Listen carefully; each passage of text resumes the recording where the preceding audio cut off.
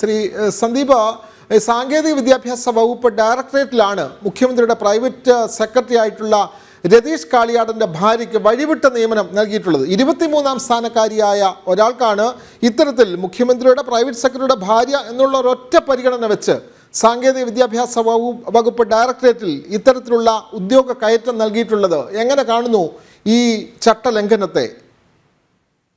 കഴിഞ്ഞ 7 വർഷമായി പിണറായി വിജയന്റെ ഭരണത്തിന്റെ കീഴിൽ മുഖ്യമന്ത്രിയുടെ വകുപ്പുകൾക്ക് കീഴിലും അതല്ലെങ്കിൽ കേരളത്തിലെ വിവിധ വകുപ്പുകൾക്ക് കീഴിലും നടന്നിട്ടുള്ള അനധികൃത നിയമനങ്ങൾ ആയിരക്കണക്കിനാണ്. ആർക്കാണ് ഈ കാര്യങ്ങൾ അറിയാത്തത്? CPM-ന്റെ നേതാക്കന്മാരുടെ ബന്ധു നിയമനങ്ങൾ, DYFIയുടെയും SFIയുടെയും നേതാക്കന്മാരുടെ ഭാര്യമാർക്ക് എല്ലാം തുടർച്ചയായി അനധികൃത നിയമനങ്ങൾ നടക്കുന്നു. ഇവിടെ പല CPM നേതാക്കന്മാരുടെയും ഭാര്യമാരുടെ അനധികൃത നിയമനം അവസാനം കോടതിയിൽ ചലഞ്ച് ചെയ്യപ്പെടുകയും അവസാനം അവരുടെ ജോലി നഷ്ടപ്പെടുന്ന സാഹചര്യമൊക്കെ ഉണ്ടായല്ലോ.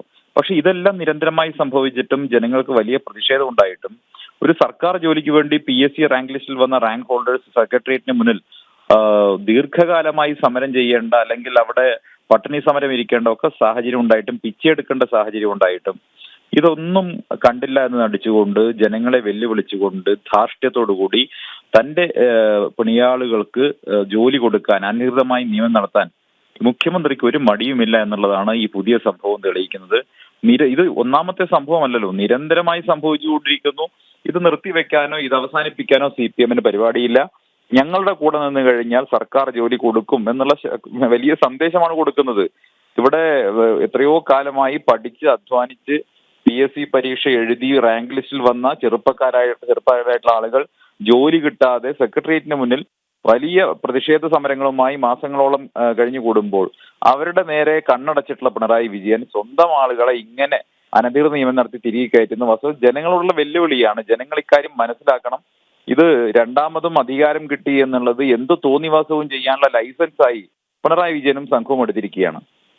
ശ്രീ സന്ദീപ് വാര്യർ, എല്ലാ കാര്യത്തിലും ഈ കേരള സർക്കാർ പറയുന്നത് ഞങ്ങൾ മാതൃകയാണ്, രാജ്യത്തിന് തന്നെ മാതൃകയാണ് എന്ന് പറയുന്നു. PSC മാതൃകയാണ്, ഇവിടുത്തെ എല്ലാ വകുപ്പും അതിൻ്റെ പ്രവർത്തനവും മാതൃകയാണ് എന്ന് പറയുന്നു. നീറ്റ് പരീക്ഷയടക്കം ചില സാങ്കേതിക പിഴവുകൾ വരുമ്പോൾ എല്ലാം കേന്ദ്ര സർക്കാരിനെയൊക്കെ കുറ്റപ്പെടുത്തുന്ന കേരള സർക്കാർ സ്വന്തം മുഖ്യമന്ത്രിയുടെ വകുപ്പിലുള്ള ഒരു പ്രൈവറ്റ് സെക്രട്ടറിയുടെ ഭാര്യയ്ക്ക് പോലും ഇത്തരത്തിലുള്ള വഴിവിട്ട നിയമനം നടത്തിക്കൊണ്ടാണ് പറയുന്നത് ഞങ്ങൾ എല്ലാവർക്കും മാതൃകയാണെന്ന്. സന്ദീപ് വാര്യർ, കഴിഞ്ഞ 10 വർഷക്കാലമായി രാജ്യം നരേന്ദ്രമോദി സർക്കാർ ഭരിക്കുന്നു. വിവിധ സംസ്ഥാനങ്ങളിൽ BJP സർക്കാരുകൾ അധികാരത്തിലുണ്ട്. ഇന്നേ വരെ ഏതെങ്കിലും ഒരു BJP നേതാവ് അല്ലെങ്കിൽ BJPയുടെ മന്ത്രിമാർ, MLA-മാർ ഇവരുടെ ആരുടെയെങ്കിലും വിഷയത്തിൽ ഇത്തരത്തിലൊരു ആക്ഷേപം വന്നിട്ടുണ്ടോ? ഒരു ആക്ഷേപവും വന്നിട്ടില്ല.